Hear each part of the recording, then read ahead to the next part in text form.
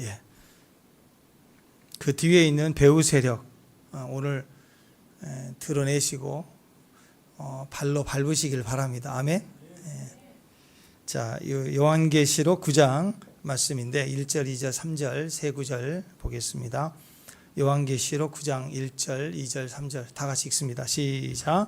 다섯째 천사가 나팔을 불매 내가 보니 하늘에서 땅에 떨어진 별 하나가 있는데 그가 무저갱을 여니 그 구멍에서 큰 화덕에 연기 같은 연기가 올라오매 해와 공기가 그 구멍에 연기로 말미암아 어두워지며 또 황충이 연기 가운데로부터 땅 위에 나오매 그들이 땅에 있는 전갈의 권세와 같은 권세를 받았더라. 황충의 출현.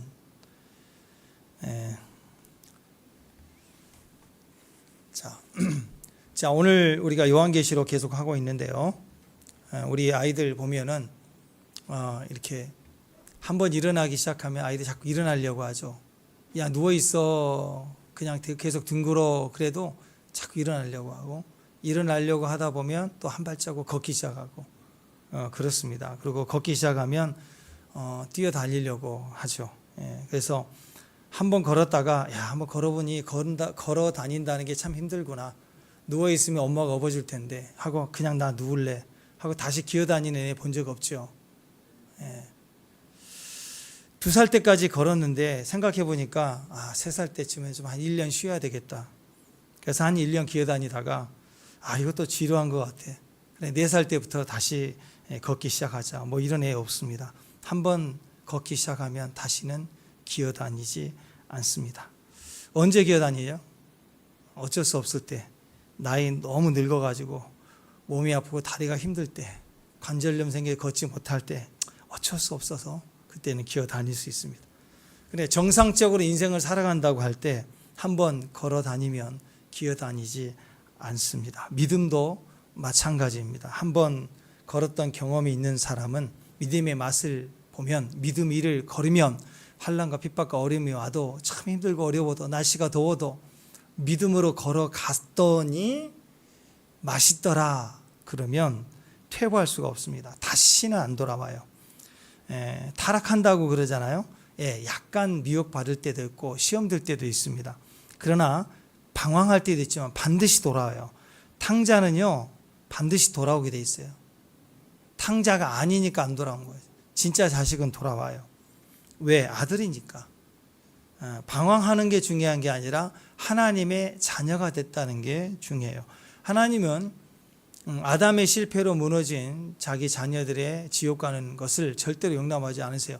다시 예수로 말미암아 마지막 아담으로 말미암아 은혜로 구원을 받게 했기 때문에 한번 구원받은 사람은 하나님이 다시는 절대로 놓치지 않아요. 실수가 있고 부족하고 무능해도 하나님이 계속 사람을 보내고 환경을 통해서 그게 듣게 하시지만 그가 거부하고 끝까지 가면 집에 가자 하고 데리고 가세요.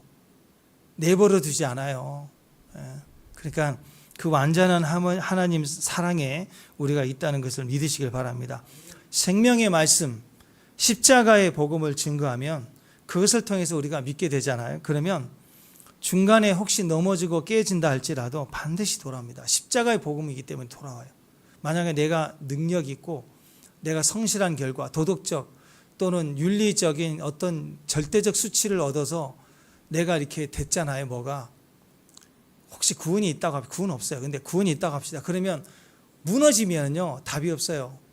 난 다 해봤는데 나는 최고인데 왜 내가 무너지지? 이게 받아들여지지 않아요. 멘붕이 와요. 그래서 미쳐가는 거예요. 미쳐가는 거.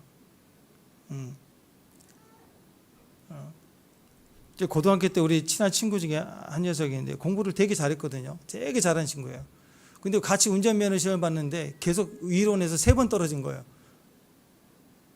처음에는 뭐 그냥 보고 간다고 하니까 다 그렇게 하는데 우리는 다 그냥 봤는데 근데 얘는 너무 방심했던 거예요. 그냥 한번 보면 된 줄 알았더니 안 된 거예요. 그래서 2번째로 공부를 했던 나름 근데 또 떨어진 거예요. 그러니까 멘붕이 와갖고 얘가 미치더라고. 막 머리가 미쳐버리는 거예요. 그럴 때가 있어요. 잘 안 될 때 나는 최고라고 생각하는데, 다 했는데, 완벽했는데 이상하다? 그러면 경기 한번 지른 게 아니라 인생이 곤두박질 버립니다. 그래서 우리는 구원의 이유가 우리에게 없는 거예요. 실수하고 무너져도 끊임없이 주님을 볼 수 있는 거예요. 그래서 우리의 구원이 지켜지고 영원하다는 거죠.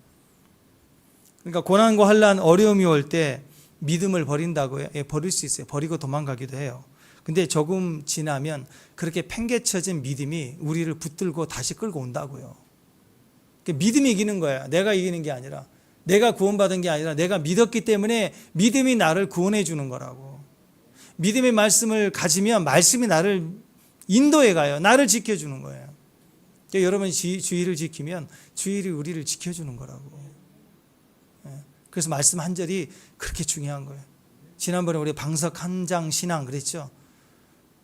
무슨 일이 있을 때 방석 한 장 딱 들면 역사가 일어나는 거예요. 우리 엄마가 방석을 꺼내 들었다. 그럼 그 집안에 역사가 일어나기 시작하는 거예요. 방석 들고 교회 갔다. 그럼 큰일 나는 거예요.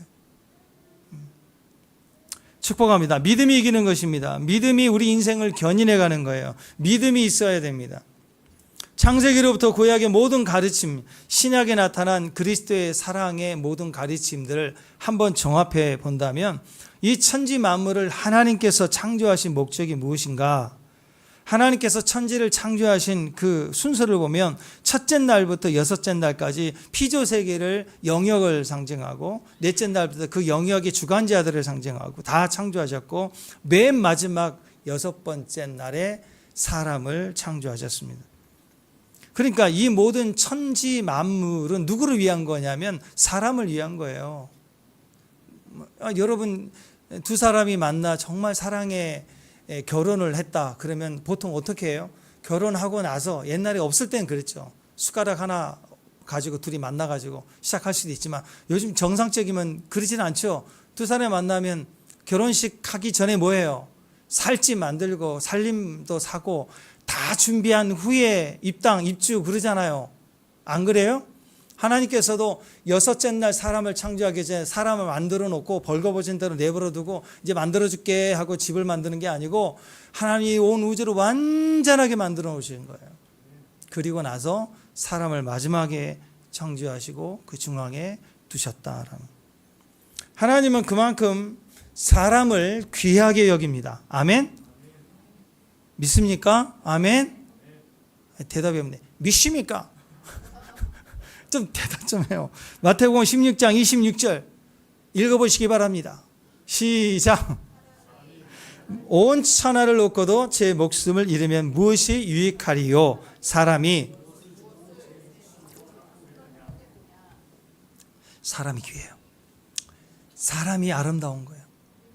그래서 교회의 가장 아름다운 인테리어 뭐라고 그랬어요? 우리 성전 입당한다, 건축한다 그러면 막 겉에다 대리석을 발라놓고 뭐 글라스를 막 이렇게 칠하고 막 그게 교회의 아름다움이 아니라고.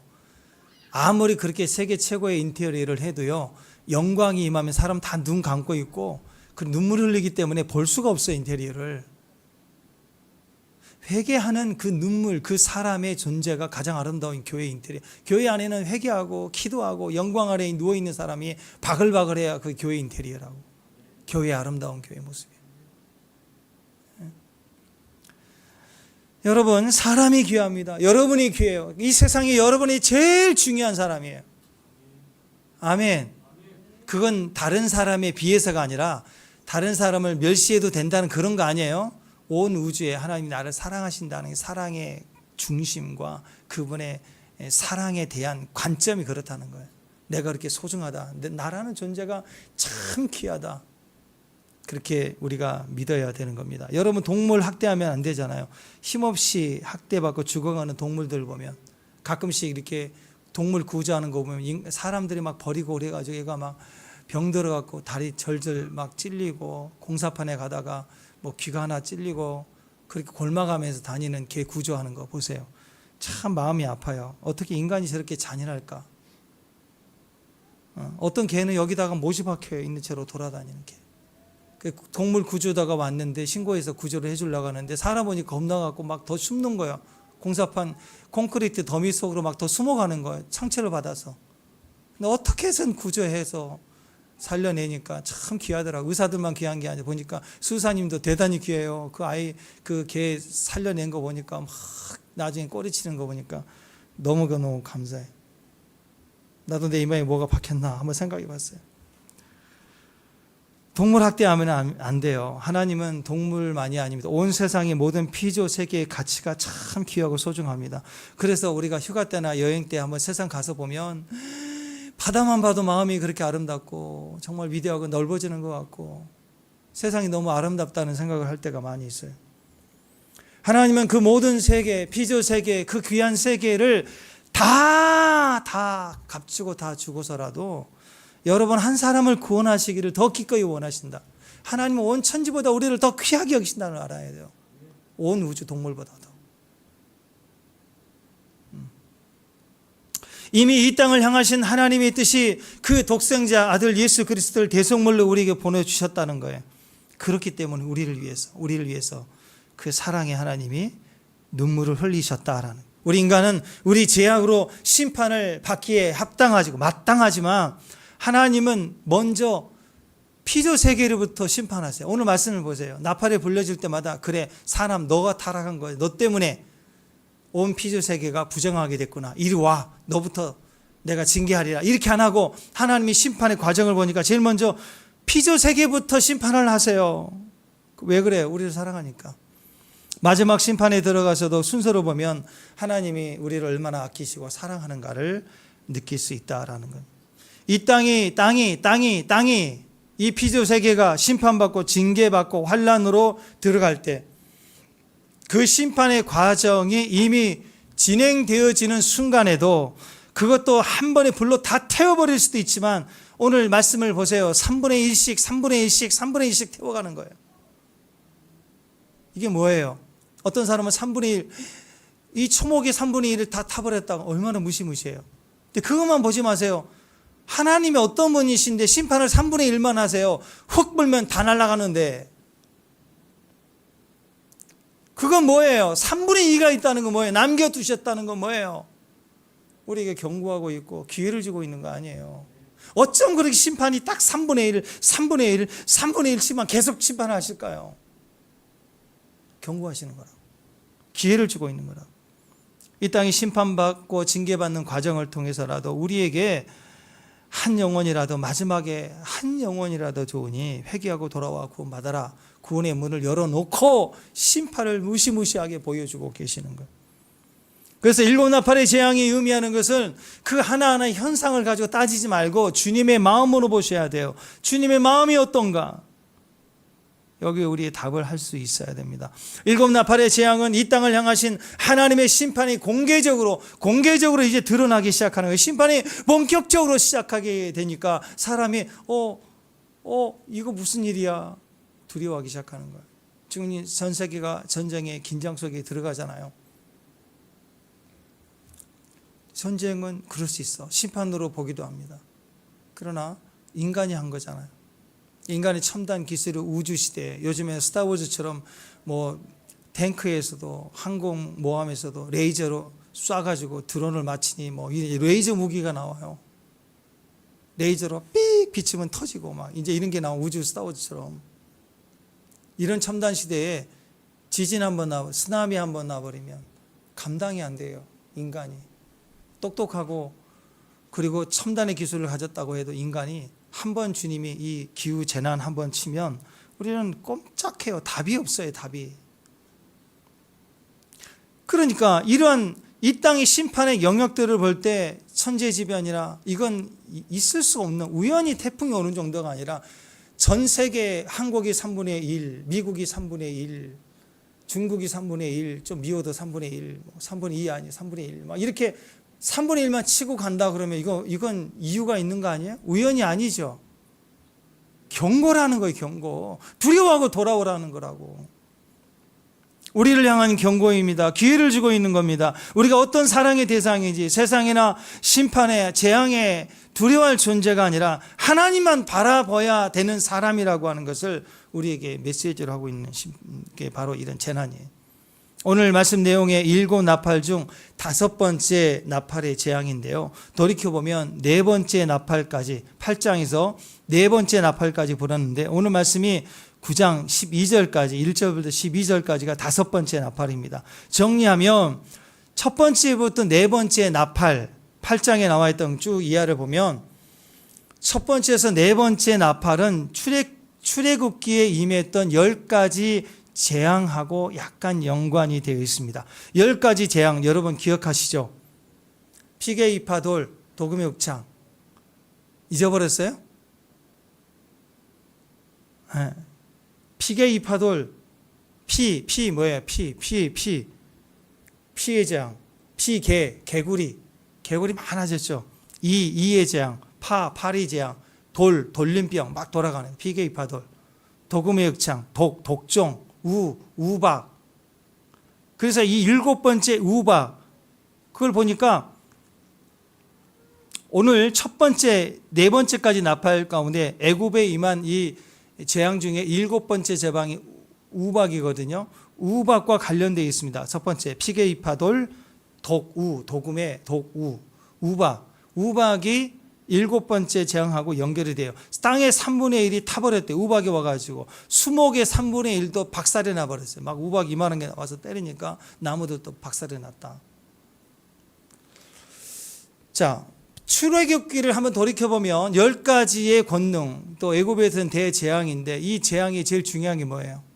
물론 여기서 첫 번째부터 9가지 재앙 하나하나가 피게 이파돌, 도금의 흑창 이 10가지 중에서 9가지가 어떤 사람은 그게 애굽에 있었던 애굽을 믿는 우상 신들 하나씩 친 거다. 강의 나일강의 신 뭐 이렇게 그 강이 생명기 물줄기로 농사짓고 사는 게 아니라 피로 바꿔버리니까 네가 할 수 있느냐, 너희 신이 강을 너희를 보호해 줬느냐, 아니지 않느냐, 이래서 믿는 신의 대상들을 하나씩 쳤다, 이렇게 영적 정죄 차원에서 해석하기도 합니다. 그런 의미도 있어요. 그런데 사실은요, 9가지 재앙은 아무것도 아닌 거예요. 다 잊어버려도 돼요. 마지막 재앙인 6월절 그것만 기억하면 되는 거예요. 그게 제일 중요한 거예요. 나팔 재앙도 마찬가지입니다. 첫 번째 나팔을 불었을 때 우박이 쏟아졌는데 출애굽기에서 7번째 재앙인 우박과 연관이 되어 있습니다. 그래서 3분의 1 땅 수목이 우박으로 해서 3분의 1은 박살이 나버리는 모습이 나와요. 두 번째 나팔을 불었어요. 두 번째 나팔은 애굽의 재앙의 첫 번째인 강이 피로 변했던 겁니다. 빨간 물감이 아니에요. 진짜 피예요, 피. 여러분 피 많이 흘려본 적 없죠? 피를 흘리면 비린내 나요.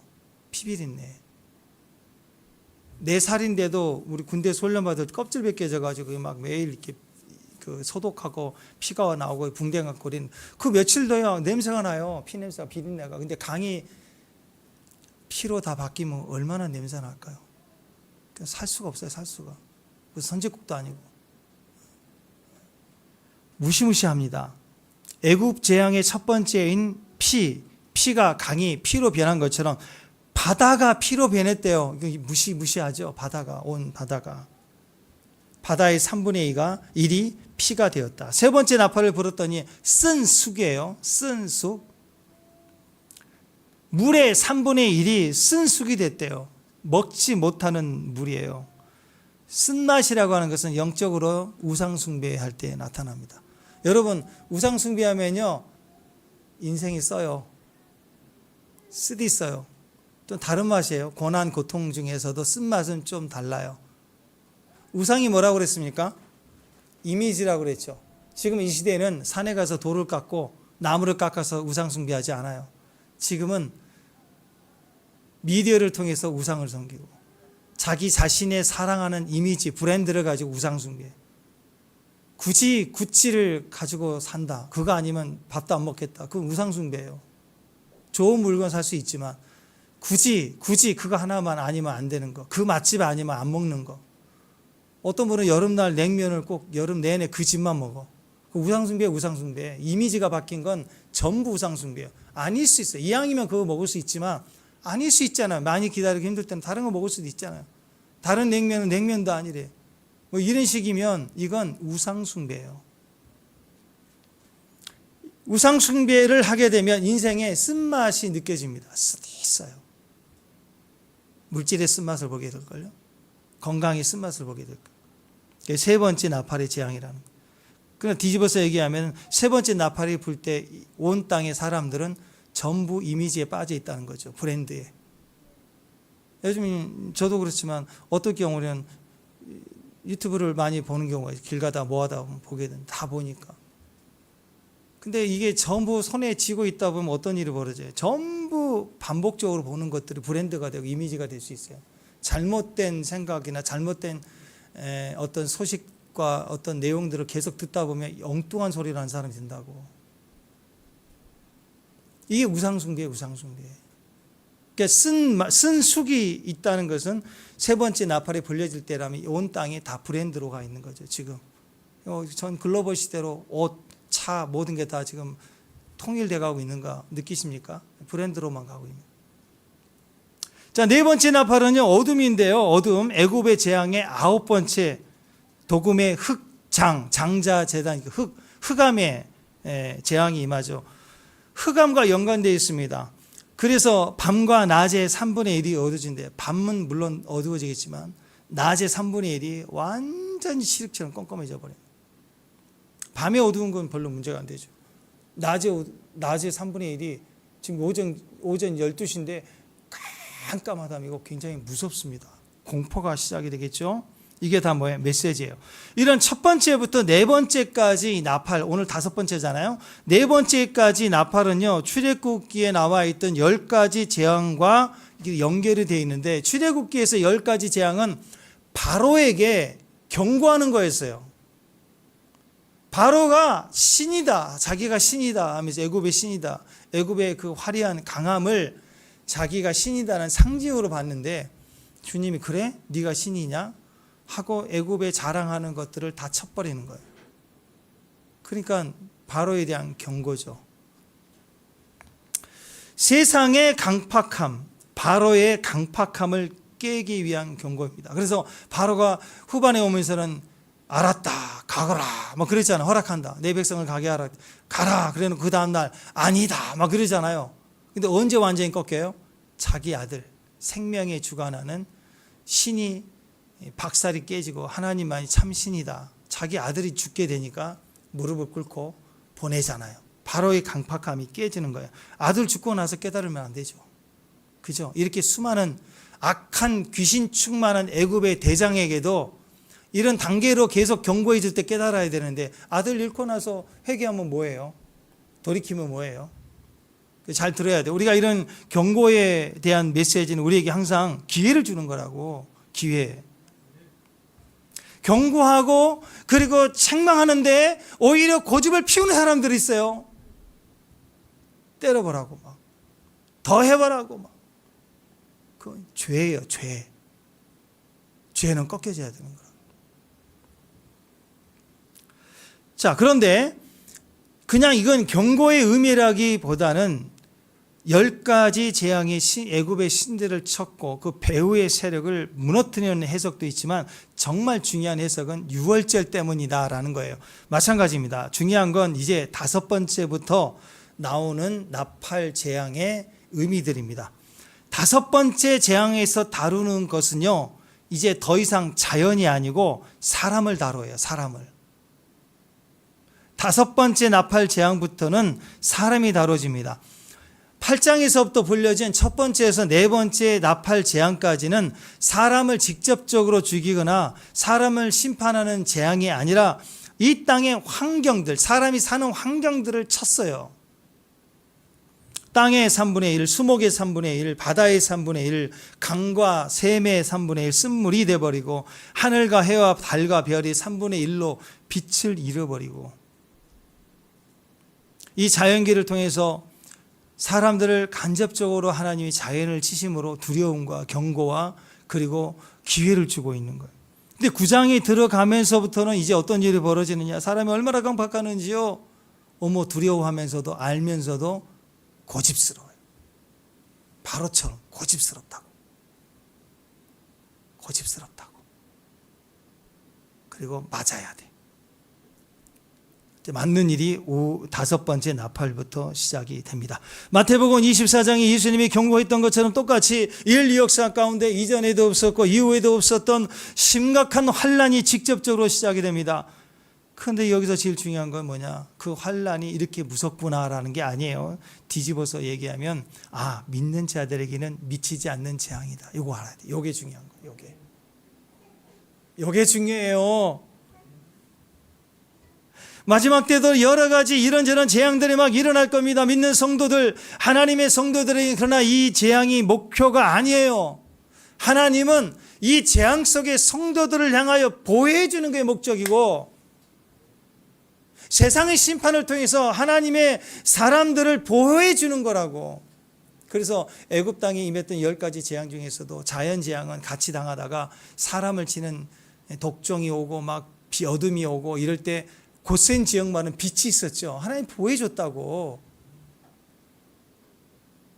그러니까 여러분, 이상한 사람들의 이런 요한계시록 이야기를 보면서 전쟁이 날 때마다 이 말을 끄집어 놓고 무슨 재난이 날 때마다 이 요한계시록 말을 집어내면서 우리는 특별하다, 막 우리는 뭐 우리 요한한테 와야 산다. 그런데 그건 다 이단이죠. 잘못된 거예요. 왜? 이 재앙은 우리한테 적용되는 말이 아니에요.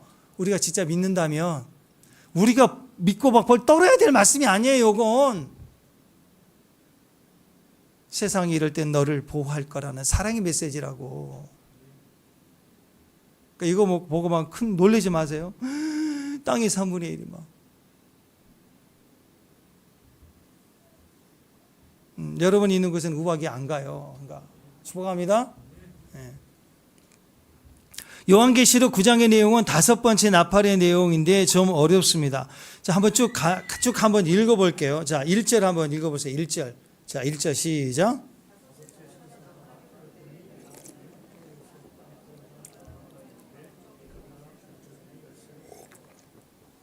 네. 하늘에서 땅에 떨어진 별, 그럼 느낌이 좋아요, 안 좋아요? 별이 떨어졌대. 네, 그것은 의미가 좋지 않습니다. 이건 반역한 천사를 의미해요. 반역한 천사.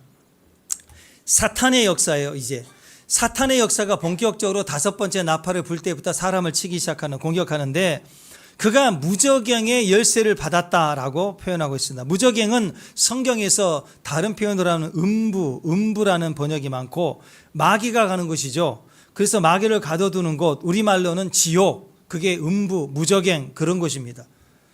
마귀를 가둬두는 곳, 목적으로 만드신 곳이 바로 무저갱이에요. 지옥입니다. 근데 그 무저갱의 열쇠를 받았다라고 나와 있습니다. 이 말은 마귀가 일시적으로 지옥 권세예요. 마귀가 일시적으로 지옥에 속한 권세. 3절 말씀에도 보면 정갈의 권세와 같은 권세, 뱀의 권세, 미혹의 권세, 그런 거 있죠. 지옥과 관련된 무저갱에 속한 그런 권세, 그런 것들을, 이것들을 다 포함한 모든 원수들의 가진 권세, 그 권세를 주신 분이 누구냐? 하나님이 주셨다라는 거예요. 그러니까 여기서 얘기하는 그가 무저갱의 열쇠를 받았다, 그가 사탄으로 본다면 두 가지 학설이 있어요. 그가 사탄으로 본다면 사탄이 모든 권세를 가진 게 아니라 무저갱의 권세, 지옥에 속한 권세의 일부를 포함한 이 모든 권세를 일시적으로 받았다는 거예요. 근데 누가 줬느냐가 중요한 거죠. 누가 줬어요? 하나님이 주신 거라고. 그러니까 마귀가 지옥 권세를 받았다고 해도 너 지옥 간다, 너 지옥 간다, 그렇게 할 수가 없어요. 하나님만이 심판할 수 있을 수 있고, 지옥에 들어가게 하는데 지옥에 속한 권세를 부릴 수는 있어요. 이 땅에서 지옥에 속한 어둠과 미움과 악질과 이간질과 음탕함과 이 권세를 가지고 사람을 미혹하고 사고를 일으키고 죽이고 멸망시키려고 하잖아요. 일시적으로 하나님이 주셨다라는 거예요. 근데 주어를 그 앞에 있는 천사로 본다면, 그가 땅에 떨어졌지만 그걸 지켜보는 천사들에게 하나님이 무저갱 열쇠를 주었다, 이렇게 본다면 사탄이 땅에 떨어졌지만 천사가 그를 결박하고 주관할 무저갱의 열쇠를 받았다라고 보면 되는 거죠. 중요한 건 천사든 사탄이든 하나님에게서 열쇠를 받았다는 게 중요해요. 모든 시작과 끝은 누가 주관해요? 하나님이 주관. 하나님이 주관과 섭리 속에 악인의 권세도 정해져 있는 거예요. 그 둘이 할 필요가 없어요. 그 원리와 법칙대로만 가면 안 당해요. 안 당해. 자, 2절, 3절. 자, 2절 한번 보세요. 2절. 읽습니다. 시작.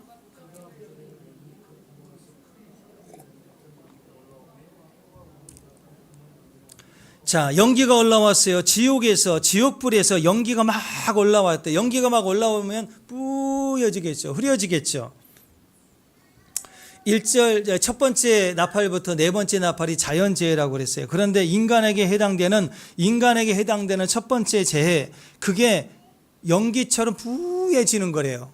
지옥에서 올라오는 연기로 뿌얘지는 거예요. 아마 영적으로 이게 물리적으로 뿌얘질 수도 있지만 여기는 지옥에서부터 흘러나온 거니까 영적 의미에서 혼란이라고 볼 수 있습니다.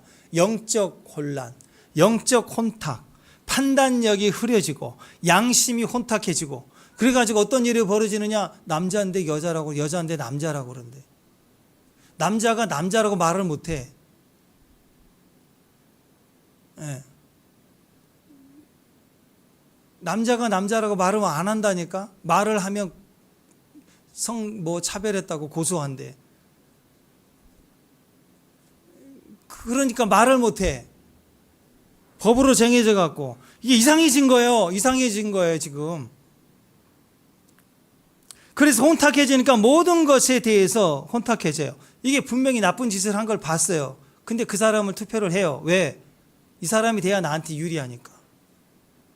분명히 잘못된 사람인데. 지금 이 세상의 일이 그래요. 이 사람이 좋은 사람인가, 리더자인가를 뽑는 게 아니라 나한테 이익이 되는가, 우리 지역에 필요한가를 보고 찍는다고.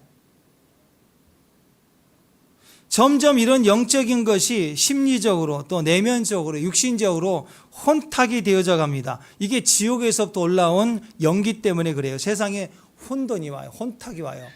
부모와 자녀 세대가 상상할 수 없을 만큼 대립적이고 대적하게 돼요. 가족 안에. 네. 이런 일들이 벌어집니다.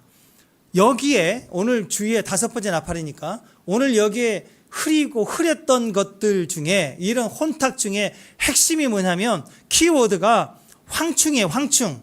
여기서는 구체적으로 사탄의 모양을, 그 흐림의 배후에 사탄의 모양을 황충이라고 표현했습니다. 황충이 권세를 가진 사탄이 어떤 거, 지옥불에서부터 뿌옇게 흐리는 연기로 어두워지게 하는, 그게 황충의 역사래요. 황충의 역사. 3절 다시 한번 보면 3절. 오늘 황충 다 러브버거 지금 다 죽었잖아요. 지금 그런 것처럼 싹 사라져야 돼. 이게 경고 아니에요? 이런 벌레들이 많아지는 거. 요즘 또 어디에요? 저 경기도 어디, 거기 그 무슨 메뚜기, 사람 무는 메뚜기 막 엄청 많대요. 산에 막 100마리 200마리씩 잡아온대. 보니까 이게 갑자기 많아졌대. 점점 이게 많아지면 또 뛰어올 거 아니에요, 우리한테. 자, 이런 재해들, 여기서는 황충이라고 얘기합니다. 3절 한번 읽습니다. 3절 시작.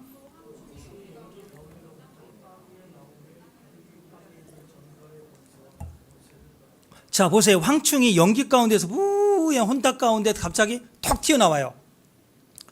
황충이 탁 튀어나왔는데 그들이 땅에 있는 정갈의 권세가 뭐예요? 정갈이 턱 독침해갖고 팍 쏘죠. 아니, 어렸을 때 그 성령 영화 보면 딱 이렇게 하잖아. 팍 이렇게. 모르시는가 보네.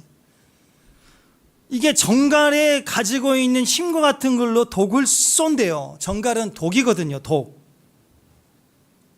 그래서 황충이 이 뿌연 흐림 속에서 와서 딱 쏴요. 사람을. 그래서 독에 쓰러지게 만드는 거예요.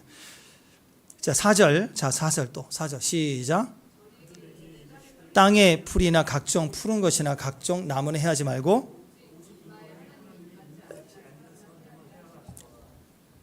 자, 이렇게 부옇게 흐려져 가지고 황충이 나와서 정갈의 권세를 가지고 쏘는데 여기에 무슨 메시지가 있습니까? 14만 4천 명, 우리 방금 7장에 했었죠. 이마에 인침받지 않은 진짜 하나님의 백성인 사람들을 빼놓고 해야 하래요. 그러니까 이 해가 우리에 속해 안 속해요? 우리가 하나님의 인침 받은 사람이 아니냐가 중요한 거예요. 그러면 이 말을 하는 이유는 뭐예요? 아직 구원받지 않는 사람들에게 기회가 있는 거예요. 인침받는 하나님 백성이 되라고 전도하고 우리 가족 중에 전도하고 받았으면 믿음 안에 더 서 있을 수 있도록 단단하게 하고 여러분 아이들이 어렸을 때 쿵 소리 나고 불안하면 엄마 할 때 그때 아이는 어려서 잘 모르지만 엄마는 알죠. 이건 그냥 특별한 게 아니고 근데 아이는 쿵 소리 날 때문에 두려우니까 안아주면서 괜찮아. 이거 아무것도 아니야. 그렇지요. 맞아요. 우리 안에 믿음이 약한 자들 그들을 위해서 이런 말씀들을 통해서 우리는 해봤지 않는다. 괜찮은 거야 라고 믿음을 독려하고 그리고 케어해주는 목적이 있습니다. 그래서 하나님이 이렇게 하나하나를 얘기를 하고 있는 거예요. 딱 5절 말씀 또 5절 시작.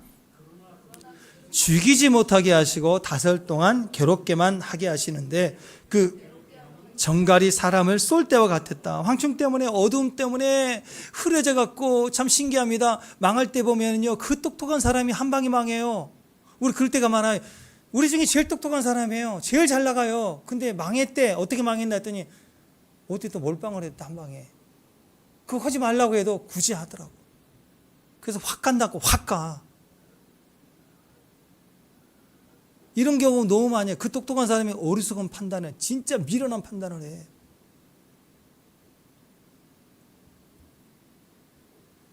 가진 힘과 권세가 아무 쓸데가 없어집니다. 죽이지 못하게 하고 5달 동안 이건 뭐예요? 황충의 생존 기간이 5달이다 뭐 그런 의미도 있겠지만 5달만 버티면 된다 그런 뜻도 있겠지만 제한적이라는 거예요. 제한적이다. 하나님께서 사탄에게 힘과 권세를 줘도 그게 무한대의 힘이 아니에요. 앞에 설치될 때는 큰 힘이 같지만 그거 그냥 훅 가요. 훅 가. 오래 못 가. 트럼프가 얼마나 가겠어요? 시진핑이 얼마나 가겠어요? 지금 뭐 시각설 돌고 막 난리 났던데 김정은이 얼마나 가겠어요? 벌써 딸 내세우는 거 보면 벌써 힘이 없죠? 얼마 못 가요. 망할 때 보면 미련한 선택에서 망한다고. 압살롬 망할 때 보세요. 다윗 아버지 다 잡아 죽일 만큼 다 왔어요. 시작하면 스위치 키는 것처럼 다 이길 뻔했는데 엉뚱한 말에 귀를 기울이고 움직이죠. 미련해진다고요. 흐려진다고요.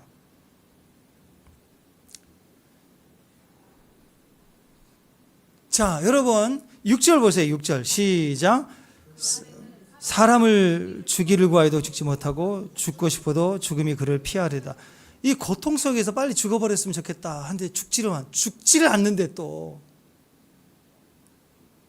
자, 그 다음 7절부터 10절까지 나와 있는 내용이 이제 이런 일을 하는 황충. 자, 연기, 지옥에서부터 연기 그룹이 막 나오면서 이건 거룩한 카보드 영광이 아니에요. 지옥에서 나온 거예요.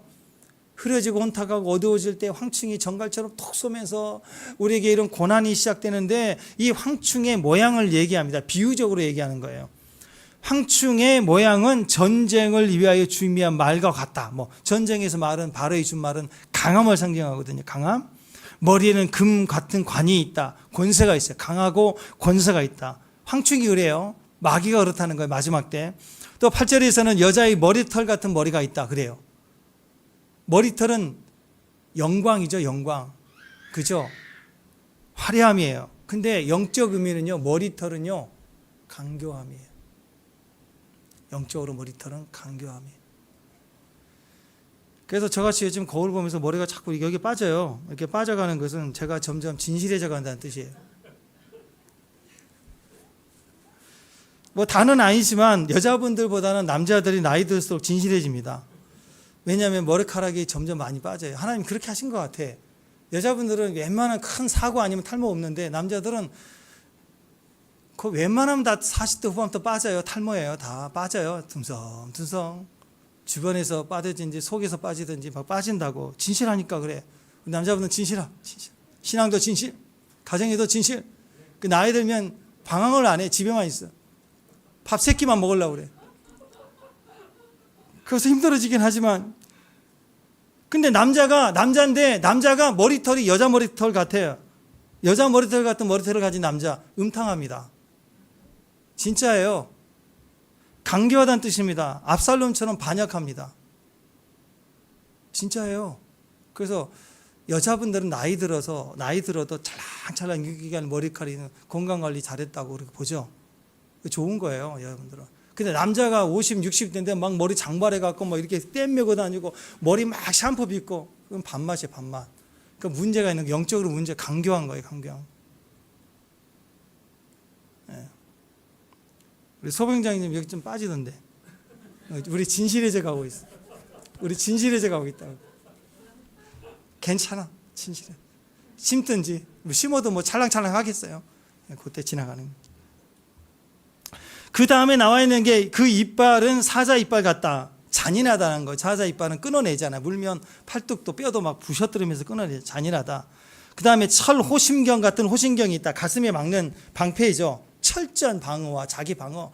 자기 조금만 찔러도 막 공격적으로 나오는 방어력이 있습니다. 또 날개들의 소리는 병거와 많은 말들이 전쟁터로 달려가는 소리 같다. 이게 다 뭐예요? 숫자적으로 무시무시하다는 거예요. 무시무시하게. 때로 머물러 군집해 다니면서 강하다 이런 거예요. 그러니까 10절에서 정갈과 같은 꼬리, 쏘는 화살이 있다. 찌르는 고통으로 보복합니다. 이게 전부 황충의 모습이라고. 어떤 지도자가 나타나가지고 막 이렇게 하고 있어요. 그러면 이 사람은 지금 뭐 하고 있는 거예요? 황충의 역사를 하고 있는 거라고. 자, 5절에서 나왔습니다. 황충이 정갈의 권세를 받아가지고 마치 정갈처럼 꼬리에서 있는 독침으로 막 쏴대요. 그러나 하나님의 인침을 받지 못하는 자들로 쏘는 거고 그들에게 고통을 주기 위한 거니까 죽이는 독이 아니라 고통스러운 독을 중에 헤어나지 못하는 고통 속에 빠지게 한다. 여기서 주의할 것은요, 이런 재앙들은 여러분이 아니에요. 우리 아닙니다. 우리 인침받지 못한 사람들을 향한 재앙이 그렇다. 세상에 대한 지인이 그렇다고. 신부인 교회가 받아야 할 예언이 아니에요. 예. 근데 이란들은 이 메시지를 하는 거예요. 그러니 우리한테 와야 된다. 우리는 특별하다. 예. 자, 이것은 결론적으로 사탄이 세다, 잔인하다 이걸 묘사하고 있는 건데 이거보다 훨씬 더 중요한 것은 사탄이 세다, 강력하다 그런 게 아니라 아무리 사탄이 강하고 세도 그 권세도 하나님이 일시적으로 주신 거고 결론적으로 그는 그 일을 마치면 사망 감당하면 그걸로 가야 돼요. 그리고 우리에게 속한 게 아니다. 우리는 하나님께 속했다라는 거예요. 악인들 진짜 주변의 빌런들 안 망하거든요. 안 죽어요. 왜 그럴까요? 기다리고 계시는 거예요. 우리를 위한 경고이고 우리를 위해서 준비하기 위한 거라고. 축복합니다. 축복합니다. 저번에 말씀드렸죠. 작년인가 바퀴벌레가 느낌이 이상해갖고 4월 달인가요? 3월 후반 4월 달에 나갔더니 우리 3층 화단 나갔더니 바글바글 한 20마리가 아주 막 태어나가지고 엄청나게 뭐 에일리언처럼 막 꿈틀거리면서 겁을 안 내. 사람을 처음 봐가지고 인간을 처음 봐가지고 이거 잡아도 결론이 안 나겠네. 그래서 열심히 검색을 해봤더니 뿌리지 말고 약을 이렇게 주면 약을 먹고 가서 퍼져서 죽는다고 그러는 거예요. 그때 제가 알았어요. 여기 DC마스 가가지고 10,000원짜리 제일 비싼 약, 최고급으로 먹여드려야 돼요. 10,000원짜리 가서 이렇게 주사기 생긴 걸로 하나씩 붙이면서 막 축복하면서 이거 먹으라고 막 앞에 지나가는데 딱 잡을 수도 있는데 주니까 먹는 걸 보면서 너무 사랑스러운 거야. 넌 사명을 감당하라. 내가 너를 파송한다. 50,000명에게 복음을 전파하라. 막 하면서 다 주는데 바로바로 잡고 싶었지만 안 잡았어요. 계속 한 10마리, 20마리 계속 진짜 바위에서 엄청 나오더라고. 근데 주니까 너무 잘 먹으니까 기쁜 거예요. 너무 바퀴벌레 싫은데. 신기한 거 그 다음 날부터 안 보이더라고. 올해까지. 그러니까 여러분 그때 알았어요. 아, 왜 악인을 안 치시는가 하나님이. 탁 쳐버리면 좋은데 안 치시는 이유가 있더라고. 사명 때문에 그러더라고. 여러분 사탄이 세다는 게 아니라 마지막 때가 되면 사탄과의 전쟁이 아니라 우리의 소속의 싸움이에요. 내 소속이 분명해지는 싸움이에요. 원수에게 이길 힘을 달라고 해서 내가 이기는 게 아니고 하나님 앞에 더 소속히 들어가는 나를 꺾어서 하나님 앞에 예배자로 들어가는 싸움만 하면 이기는 거예요. 믿음이 이기는 거 소속 싸움입니다. 하나님 우리 안에 있어야 한다는 거예요. 모든 재앙은 다 100% 올 하나님께 속하지 않는 사람에게 임할 재앙들이다 이 얘기입니다. 그러니까 하나님의 초청과 부르심에 거절한 사람들에게는 이 5달 동안 받은 해가 문제가 아니라 5달만 견디면 되는 게 아니라 영원히 죽지 않는 사망과 음부가 또 기다리고 있다는 걸 우리가 알아야 돼요. 5번째, 겨우 6번째, 7번째. 7번째 나팔은 또 7개의 또 대접이야. 얼마나 남아있는데 뭘 5개월만 기다리면 돼. 아니라니까요. 악인하고. 그러니까 우리에게 영원한 기회는 없어요. 하나님만 믿는 것뿐만이 그것이 우리의 기회입니다. 11절, 그래서 11절 시작.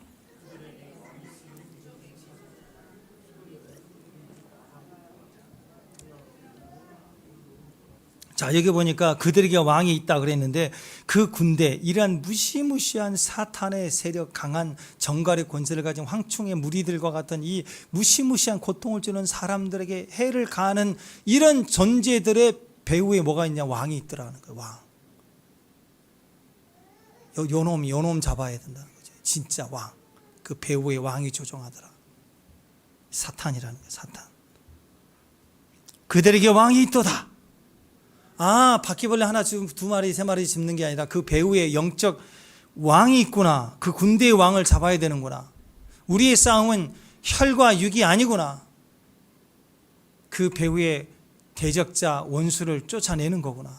영적 싸움이구나. 그 얘기를 하고 있습니다. 어떤 사람은 예수를 믿으면서 귀신 없다고 그래요. 귀신 없다. 근데 어떤 사람은 또 모든 게 또 귀신이래. 무슨 귀신, 감기만 걸려, 감기 귀신. 그래서 그분 앞에서 괜히 싸울 일도 없으니까 제가 기침을 나오려고 그러니까 저기 나가서 했어요. 왜냐하면 또 조 목사 기침 귀신 걸렸다고 그럴까 봐. 그런 사람이 있어요. 모든 걸 또 귀신이라고 그래. 귀신. 어떤 사람은 귀신 없다 그래요. 너무 극단적이죠. 감기도 귀신, 세탁기가 고장나도 귀신. 그러면 안 돼요. 나니아 연대기를 썼던 C.S. 루이스는 두 극단에 대해서 이렇게 얘기하면서 두 극단을 다 조심하라 그랬어요. 진짜는 뭐예요? 우리 안에서 영적 세계를 인정하고 또 현실 속의 말씀의 삶을 살아내는 것. 이 두 가지 삶이 균형 있게 있어야 되는 것. 악한 영들은 반드시 존재하고요. 그 배후에도 영적 존재가 더 있습니다. 그 배후에 왕이 있다는 거예요. 요즘 세상에 무슨 귀신이야? 귀신이란 건 없다. 잘못된 거다.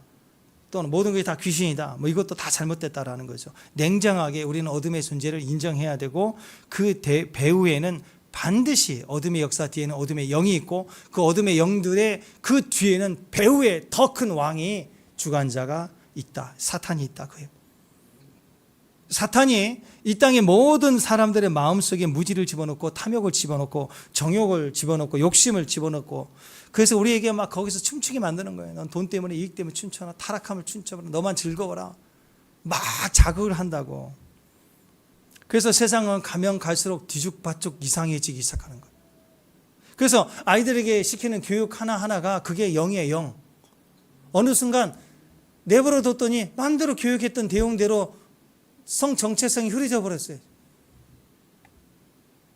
그 말씀이 얼마나 중요한지 아세요? 어렸을 때부터 안 돼. 이게 맞아라고 하는 것을 흐려지지 않도록 가르치고 외쳐야 돼요. 미국 같은 나라도 벌써 2년 전에 또 이번에도 그 무슨 주인가 거기도 시카고주를 닮아서 시카고주가 2년 전에 그 주지사가 국가 전체적인 차별법 앞에 대항해서 주지사가 법을 개정해 버렸어요. 모든 학교 국공립 학교에 10계명을 걸어라 하고 법으로 제정을 해버렸다고 작년에. 모든 임원들이 다 오케이 해가고 법이 통과됐어요. 미국이라는 나라를 우리가 그렇게 쉽게 보면 안 돼요. 그 뿌리가 있다고. 지금 같은 시대에도 그렇게 지켜가는 시대. 좀비 마냥 마약이 풀어져 가지고 막 다 이러고 다니는 그런 도시도 있지만 어떤 도시든 너무너무 신앙에 보수적이에요. 아주 철저하게 목숨을 걸고 지키는 그런 신앙이들이 있다고. 여러분, 사탄이 그 배후 속에 기속적으로 그것을 우리에게 미혹하고 가르치고 타락하게 만드는 거예요. 자, 그러니까 이 연기를 생각해 보세요. 사탄이 역사하면 제일 먼저 일어나는 일이 뿌얘지고 흐려지고 무질서해집니다. 질서가 파괴됩니다. 독립적이고 자기중심적이에요. 자기만 알아요. 그리고 주변을 다 흐려놔요. 그 이유가 뭐냐면 선악과예요. 선악과를 따먹으면 어떤 일이 벌어지냐면 분별이 있지 않고 선악과를 가지고 판단하기 때문에 자기만 똑똑하고 주변의 일이 온통 흐려져 이상해져 갑니다. 막 사회가 분리가 일어나. 이쪽과 저쪽이 싸우는 일들이. 질서가 어려워져요. 문제가 좀 있어도 질서가 잡히면 굴러가는 것이 하나님 일인데, 문제는 정의, 공의 맨날 이런 걸 부르짖는데 질서가 깨지고 이전의 질서까지 더 무너지게 된다. 그러면 거기에는 그 온통 그 배후에 영이 있다라는 거예요. 영적 싸움이라는 거예요. 사탄이 활동하는 곳에는 반드시 무질서가 있습니다. 하나님이 다스리는 곳은 전쟁 중이라도 질서가 존재합니다. 저와 여러분이 그 질서의 자리에 있기를 바랍니다. 아멘. 예. 오늘 우리가 주의해야 될 것은 배후 세력인데, 배후 세력이 있다는 걸 알아야 돼요. 우리가 그렇기 때문에 우리의 배후 세력이 누구예요? 내가 아니에요. 우리 배후 세력 누구예요? 하나님이 나의 배후 세력. 하나님 나를 위하시면 누가 나를 대적하리요? 내 안에 계신 이가 세상에 있는 이보다 강하다는 거예요. 그러니까 우리가 흔들 이유가 없습니다. 악한 자나 그 배후 세력이 사실은 우리의 머리털 하나 손대지 못할 만큼 우리를 절대로 상하지 못한다. 악한 자에게 전갈의 권세와 같은 권세를 주고 상하라고 주신 권세자가 누구냐면 하나님이에요. 그렇기 때문에 그 하나님이 이 땅의 3분의 1을 해하게 하면서라도 인침받지 않는 자들에게 제한을 하셨어요. 인침받은 사람에게 하지 말라고 주님이 보호하시고 지켜주신다는 것입니다. 그러니까 예수님의 보혈이 우리의 모든 죄를 씻어주고 완전한 승리 가운데 우리를 끝까지 견인하고 보호한다는 걸 믿으시길 바랍니다. 그래서 어둠의 역사가 있다, 뭔가 두렵다 싶을 때는 우리의 옛사람은 두려워요. 겁나 두려워. 우리 옛사람의 반응이 남아있기 때문에 그래요. 그때 우리는 어떻게 믿음을 취해야 돼요? 저들은 나에게 손끝 하나 대지 못한다. 아멘? 아멘? 네. 여러분 자는데 바퀴벌레가 있다만 미국 바퀴벌레가 죄송합니다. 아침부터 바퀴벌레 계속 얘기해서 한 6마리가 지나간 걸 봤다 그러면 걱정하지 마세요. 바퀴벌레도 우리를 되게 싫어한대요. 바퀴벌레도 사람만 혹시 부딪히면 저기 가서 막 씹는데요. 막 이렇게 서로 사랑하지 않으면서 끝까지 인류 역사 시작부터 끝까지 공존하는 관계가 바퀴벌레와 사람이라요. 그러니까 우리를 못 만져요. 만질까봐, 자는데 나를 만질까봐 걱정하지 마세요. 내가 움직이면 다 도망가고 불 켜면 다 도망가요. 자기 만질까봐, 바퀴벌레가 자기를 닳을까봐 두려워하지 마시라고. 사탄도 마찬가지예요. 악한 자가 만지지 못해요. 우리 만지지 못해요. 할렐루야? 제 얘기가 아니고 성경 말씀이에요. 요한일서 5장 18절 읽습니다. 시작. 하나님께로 난 자는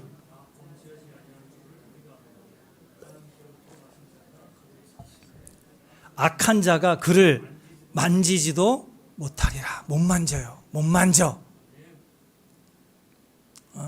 못 만진다고. 여러분, 우리가 구원받으면 우리 뒷배경이 이제 누구라고요? 네, 하나님, 예수님이 우리의 뒷배경입니다. 하나님 나라가 우리 배후 세력입니다.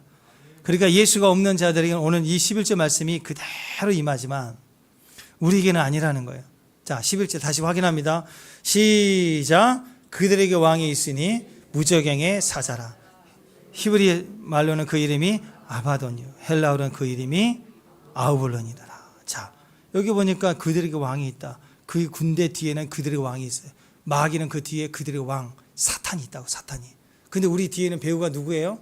하나님의 배우 세력이 하나님이라고. 홀로 싸우는 게 아니라고. 그래서 담대해야 돼요. 예수님 없는 사람들에게는 그 배우의 세력이 사탄이 왕으로 있기 때문에 그들은 우상을 섬기면서 세상의 우선권을 가지고 세상이 하라는 대로 질질 끌려가면서 그러면서 고통을 뱀에게 정갈에게 물리고 쏘이면서 신앙생활을 한다는 거예요. 괴로움 속에 자유가 없어요. 그래서 이 사탄이 이 땅의 모든 사람 마음속에 무지를 집어넣고 탐욕을 집어넣고 혼돈을 집어넣고 멸망을 집어넣고 거기에 춤추도록 우리를 만들고 있다라는 거예요. 그래서 세상을 갈수록 계속해서 뒤죽박죽해집니다. 요즘 정치, 경제, 국제사회, 무역, 경제, 국제사회, 정치 전부 막 꼬이죠. 줄 서야 되죠. 지금 막 복잡해져. 우리도 지금 복잡해. 심지어 막 미국 버려야 된다는 소리는 막 어째 동맹국한테 이럴 수 있느냐 해가지고 차라리 중국이 설까 막 이런 사람도 나오고 막 별일이 막 잘못 쓰면 나라까지 다 지금 위험합니다. 뒤죽박죽 돼가요. 전문가들도 혼돈이에요. 무질서예요. 숨을 못 쉴 만큼 힘들어요. 모든 생명이 그렇게 숨을 쉬지 못해 답답해서 죽어가는 거예요. 이게 멸망의 모습입니다. 그 배후에는 왕이 있기 때문에. 근데 우리 뒤에는 누가 있어요? 하나님이에요. 하나님이 우리와 함께 계세요. 나의 배우세 하나님의 나라. 하나님 우리 함께 하고 계시다. 그러니까 이렇게 혼돈스러울 때 우리는 누굴 붙들어야 돼요? 내 소속감. 주님이 나와 함께 하시면 누가 나를 대적하리요? 그 믿음의 말씀을 붙잡아야 되는 것입니다. 그렇기 때문에 예수님을 우리의 구원의 주로 영접하고 주님이 우리를 위하시는 사람들이라면 앞에 정갈의 싸움, 황충의 싸움, 뱀의 싸움이 일어날 때 우리는 어떻게 해야 됩니까? 거기서 벌벌 떨 게 아니라 발로 뱀과 절갈을 밟고 지나갈 수 있는 예수 그리스도의 권세, 우리 배우고에서 하나님의 나라에서 우리에게 위임하신 예수의 권세를 사용하고 그 권세로 발로 밟고 지나가라고 얘기하는 거예요. 누가복음 10장 19절 말씀을 선포합니다. 시작. 내가 너에게 뱀과 정갈을 밟으며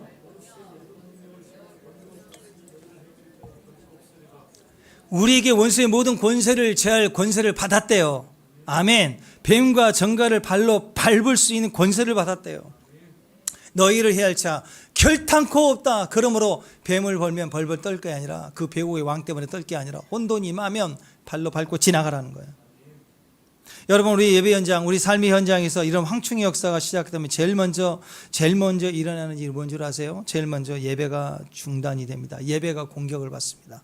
영성이 끊어집니다. 예배가 끊어져요. 이 사람의 예배가 끊어져요. 비참해져 갑니다. 영혼이 비참해져 가요. 쓸데없는 생각하고 망할 생각하다가 비참해져 가는 거예요.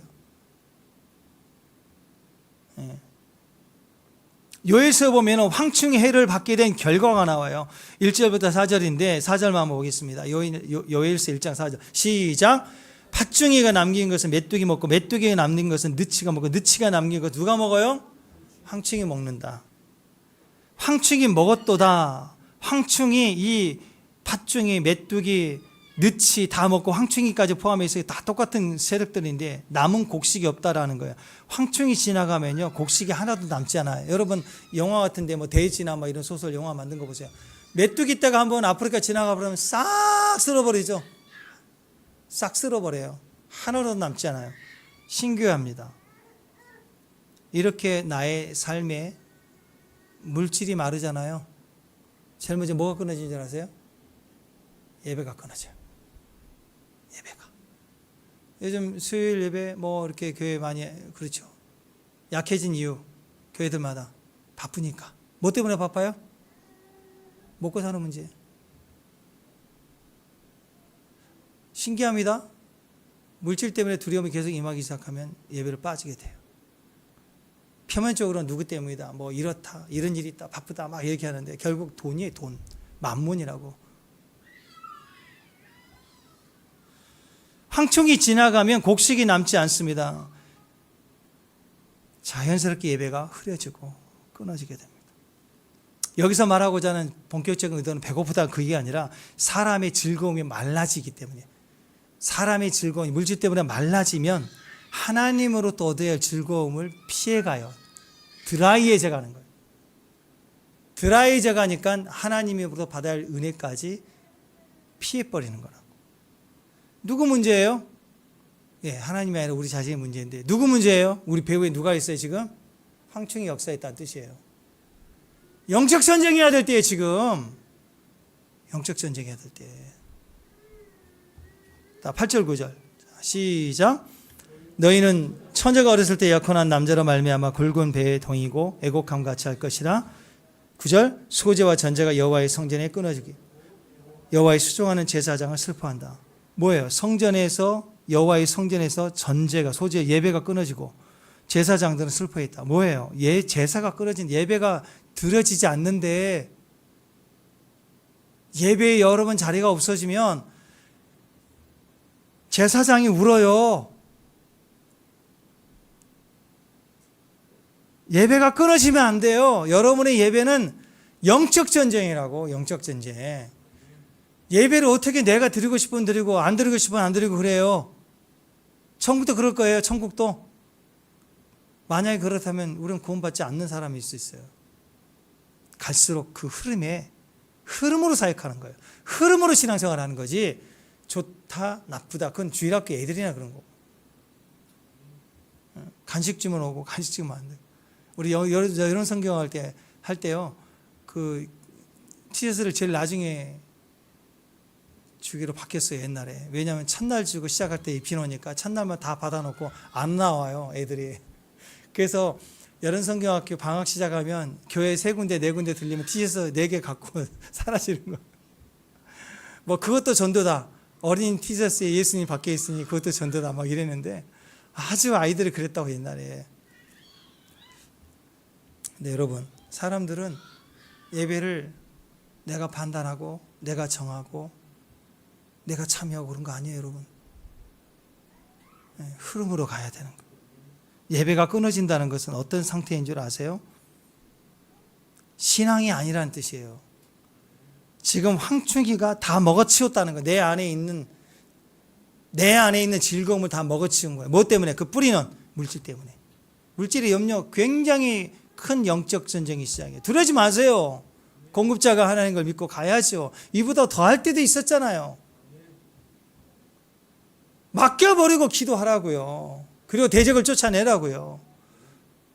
비록 내일 망할지라도 오늘 막 영으로 기뻐하면 기쁨의 교회니까. 아니면 풋사가 그래 웃으라고. 내일 비록 망하더라 부도 난다 할지라도 오늘 웃고 망하면 더 낫잖아요. 근데 한번 그렇게 웃어보라고. 망하나 안 망하나. 또 길이 열리고 상황이 열리고 하나님은 어떻게든 다 해요. 메뚜기 떼가 지나가고 난 자리에 황폐한 껍질만 남게 되는 것처럼 예배가 끊어진 그런 표현이 우리 삶에, 우리 영혼에, 우리 내면에 남아지면 큰일 나는 겁니다. 예배가 끊어졌다. 큰일 납니다. 그러면 그때부터는 우리는 교회에 오지만 여러분의 신앙인이 아니라 종교인이에요. 종교인. 예배의 기쁨이 많아지고 내 안에 예배가 말랐는데 내가 예배를 드리고 있다고 무서운 거 아니에요? 이거죠. 이거. 읽어보세요. 시작. 경건의 모양은 있으나 경건의 능력은 부인하니 이 같은 자들은 내게서 돌아. 하나님이 이런 예배는 거절하지 안 받으세요. 이게 왜 그럴까? 하나님 앞에 하나님을 사모하고 갈망하고 극렬함이 없고 형식만 있는 예배를 계속 드리는데 즐거워? 만족이 된다? 이건 종교입니다. 종교. 이런 예배는 교회 안에 황충이 역사에서 다 먹어버렸다는 거예요. 자, 이런 황충의 역사를 볼 때 내가 왜 이렇게 메말라갈까? 어떻게 해야 됩니까? 결박하고 제어할 능력을 우리 가운데 주셨다라는 것을 믿으십시오. 그래서 그것을 예수 이름의 권세로 밟고 일어서서 배후의 왕에게 명령하는 거예요. 떠나가라고요. 떠나가라고. 예. 박목월 시인의 아내 유익순 장로님. 여자분 대단해요. 근데 그때 당시에 어떤 교회는 똑똑하니까 보수적인 교회, 신앙 새벽 예배 지키고 철학 지키고 하는 그런 교회 말고 그때도 현대화된 신식 지식인들의 교회, 문화적인 교회 이런 교회를 다녔다고. 멋지게 똑똑하니까 신앙생활 잘했어요. 유명하고. 근데 갑자기 목에 혹이 붙었어요. 병원에 갔더니 혹이 암이래요. 의사가 포기했는데.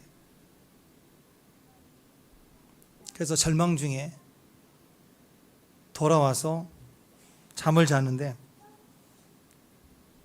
갑자기 꽃갈성 중들이 막 나타나가지고 자기를 결박해서 막 끌고 나가려고 하더래요. 밖으로. 근데 자기가 여기 나가면 죽겠더래. 그래서 거기서 끌려 나가면서 소리 지를 때 막 나는 예수 믿는 장로다.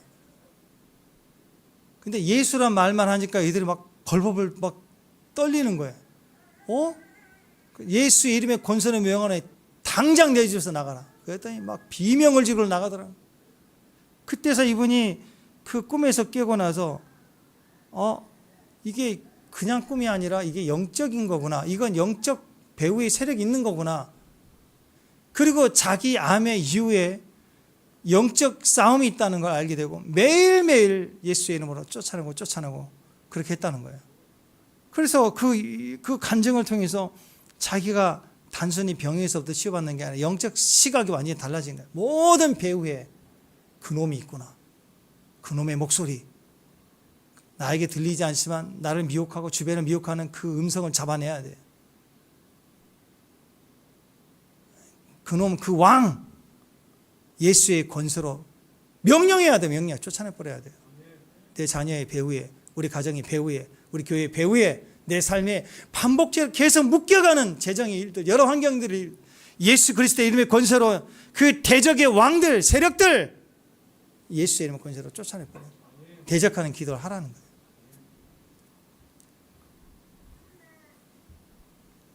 우리 배후에 있는 황충들, 그들에게 왕이 있어요. 우리의 것을 좀먹고 망치는 고통을 주고 정갈의 독을 가지고 역사하는 그런 배후의 반복적인 고난, 반복적인 감정의 아픔들, 이게 다 귀신이에요. 귀신. 그리고 배후에 뭐가 있어요? 그들의 왕이 있도다. 근데 우리에게는 뭐가 있어요? 권세가 있어요. 우리 배후에 우리 배후의 세력이 누구예요? 예수님, 하나님이에요. 그분이 우리에게 권세를 줬다고. 오늘 일제 시작할 때부터 그들에게도 권세를 주신 분이, 선사들에게 권세를 주시고 우리에게도 당연히 권세를 주셨어요. 그럼 우리는 어떻게 해야 돼요? 쫓아내야 돼요. 권세로. 여러분, 경찰인데 경찰이 권세를 가지고 있는데 안 쓰면 직무유기죠. 그죠? 군인의 권세, 검사의 권세 다 있잖아요. 성도의 권세 우리만이 사용할 수 있어요. 그 예수 그리스도 권세로 오늘 우리의 배후의 세력들을 명령하고 결박하고 선포하고 쫓아내버리세요.